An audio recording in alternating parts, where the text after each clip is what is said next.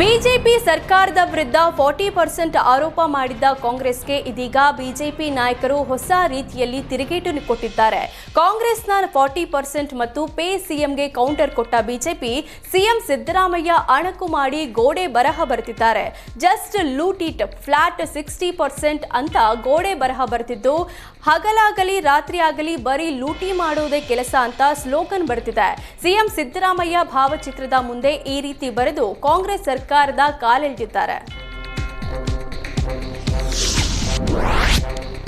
40% commission ಆರೋಪದ ವಿರುದ್ಧ ವಿಪಕ್ಷ ನಾಯಕ ಅಶೋಕ್ ಕಿಡಿಕಾರಿದ್ದಾರೆ.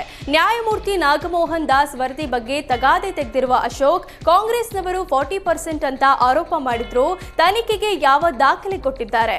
ಯಾವಾಗ ಕಾಂಗ್ರೆಸ್ ಬಂದ್ರು ಅವರನ್ನೇ ತನಿಖೆಗೆ ನೇಮಕ ಮಾಡ್ತಾರೆ. ಅವರು ಕಾಂಗ್ರೆಸ್ ಹೇಗೆ ಹೇಳುತ್ತೆ ಅದರಂತೆ ವರದಿ ಕೊಡ್ತಾರೆ ಅಂತ ಆರೋಪಿಸಿದ್ರು. 5 ವರ್ಷ ನಾನೇ ಸಿಎಂ ಎಂಬ ಸಿದ್ದರಾಮಯ್ಯ ಹೇಳಿಕೆ ಬಗ್ಗೆ ಕೇಂದ್ರ ಸಚಿವ ಪ್ರಹ್ಲಾದ್ ಜೋಶಿ ಟಾಂಗ್ ನೀಡಿದ್ದಾರೆ. ನಾನೇ ಸಿಎಂ, ನಾನೇ ಮುಂದುವರಿತೇನೆ ಅಂತ ಸಿದ್ದರಾಮಯ್ಯ ಹೇಳಿಕೆ ಕೊಡ್ತಿದ್ದಾರೆ. ಅವರಲ್ಲೇ ಸಾಕಷ್ಟು ಗೊಂದಲ ಇರೋ ಹಿನ್ನೆಲೆ ಸಿಎಂ ಈ ರೀತಿ ಹೇಳಿಕೆ ನೀಡ್ತಿದ್ದಾರೆ. ಜನ 5 ವರ್ಷ ಆಡಳಿತ ನಡೆಸೋಕೆ ಅಂತಲೇ ಅಧಿಕಾರ ಕೊಟ್ಟಿದ್ದಾರೆ. ಈ ಅವಧಿಯನ್ನ ಪ್ರಾಮಾಣಿಕವಾಗಿ ಪೂರ್ಣಗೊಳಿಸಿ ಅದನ್ನ ಬಿಟ್ಟು ಲೂಟಿ ಹೊಡೆದು ಆಡಳಿತ ನಡೆಸಬೇಡಿ ಅಂತ ಜೋಶಿ ಕಾಲೆಳೆದಿದ್ದಾರೆ.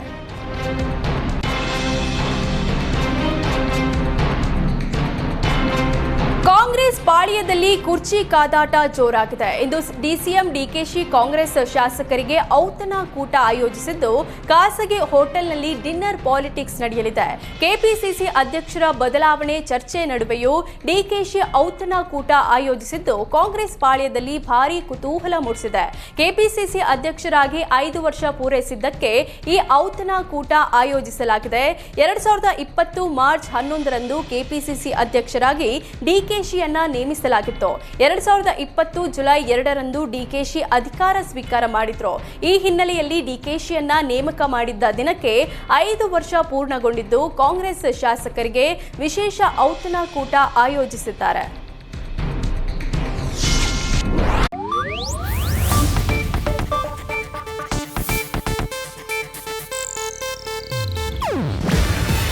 ಇದು ಏಷ್ಯಾನೆಟ್ ನ್ಯೂಸ್ ನೆಟ್ವರ್ಕ್ ಪ್ರಸ್ತುತಿ. ನೀವು ನೋಡ್ತಿದ್ದೀರಾ ಏಷ್ಯಾನೆಟ್ ಸುವರ್ಣ ನ್ಯೂಸ್.